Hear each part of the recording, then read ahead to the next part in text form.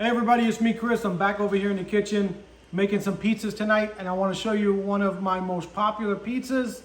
One a lot of people say is their favorite when they come to my house. We're making pizza with bacon, tomato, and onion. Let me show you what I got. Alright, so of course I got some sauce. Go check out my recipes. I got a couple different ones on there. You want to learn how to make sauce or use your favorite jar sauce. I got some chopped onions, some chopped cherry tomatoes. The bacon I'm using, if you're making pizza with bacon, you got to use cooked bacon, or in this case I have the microwave bacon. I just cut it up into small pieces. I'm going to stretch my dough. I got my semolina flour, a little bit of my Italian seasoning, but this is an old container. I just have some dried basil and dried oregano. I'm going to finish this with some balsamic glaze. I got extra virgin olive oil. I got some pecorino cheese. I got my mozzarella. And this is a blend. I got some fresh mozz and I got some shredded in there. And then I got my pizza dough. This was a 3-day ferment. You can see it's a little warm in the house today. There's a beautiful dough. Go check out my video on easy recipe for 12-inch pizza dough. All right, so of course first I got to stretch my dough. I'm using my 12-inch pizza screen. I use that so that it doesn't burn and it's easier to get in and out of my oven. And today I'm cooking in my Chefman electric pizza oven. I use it every week. Go check out my video. I did a review on that. All right, if you want to learn more about that oven and how to use it. I'm going to go right into my semolina flour. And you can see I got the bottom part facing up. I want to keep track of that side. Flip this around a couple times in my semolina flour.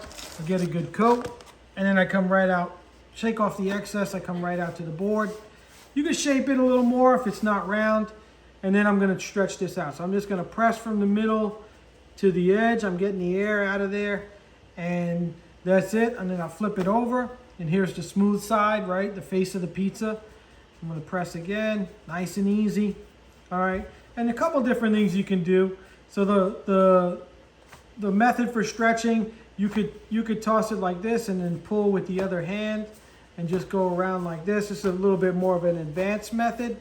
But what I typically do is I just put it right on the screen. And here's where the screen comes in handy because I know I got to stretch it right out to the border. That's going to be 12 inches. It's going to fit perfect in the oven. So you just grab the end here, stay away from the middle, and just pull and stretch. And then I'll just go right around till I get right to the end of the screen. All right, so this looks good. Just take away some of the excess flour, get it out of the way. And this thing is ready. Get some of that flour off my hands. All right, so first thing we gotta do, of course, we wanna come down. This is a traditional pizza. And I'm gonna put my sauce first. Just a nice even layer, however much you like. All right, so my sauce looks good. I'm just gonna come in, I'll put a little bit of the freshly grated pecorino. All right, now I'm going to put my mozz. And usually, you know, like I say, less is more when it comes to pizza. You don't want to overdo it. Just a nice even layer. All right, but of course, if you like extra, I mean, it's your pizza. You make it however you want. And then just use my fingers, spread it out right to the edge. Maybe just a touch more. All right, so now I got my bacon, tomato, and onion. And you know what, for me, how you put this, the order you put it in matters because I don't need to do a lot to cook these tomatoes, right? They're gonna cook pretty quickly and easily. So I'm gonna put them down first. And however much you like, again, you don't really wanna overdo it. Then I'm gonna put the onions second. Okay, nice even spread on my onions. And red onions are really good here too. I had some white, but red onions are awesome. And then the bacon gonna go on last. And the reason I like to do that is because as the bacon cooks, it's gonna get nice and crispy. And then even though this microwave bacon doesn't have a ton of fat, what fat is in there is gonna render down. It's gonna mix in with the tomatoes and the onions, and it's gonna give this pizza a tremendous flavor. All right, so just a little bit of my dried basil and dried oregano mixture.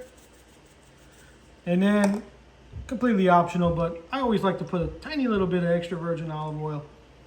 And this is ready to go. I'm gonna start this on the screen. When it sets up, I'll take it off and I'll finish it on the pizza stone itself.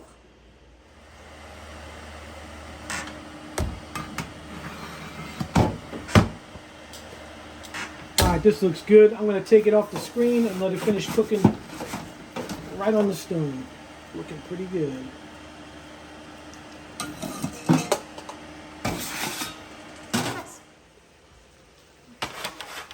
All right, our pizza is done. Let's cut it and then we'll finish it off. All right, so for this one, I'm going to cut it in 6 pieces.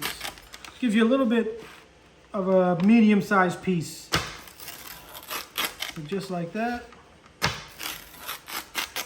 And you can hear that crunch. This looks great. All right, now to finish this off, I got my balsamic glaze. I'm just going to give it a nice dose.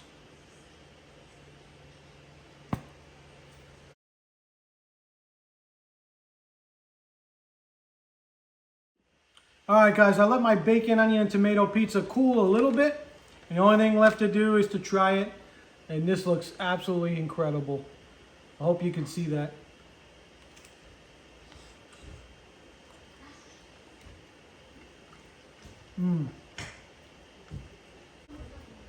That is unbelievable.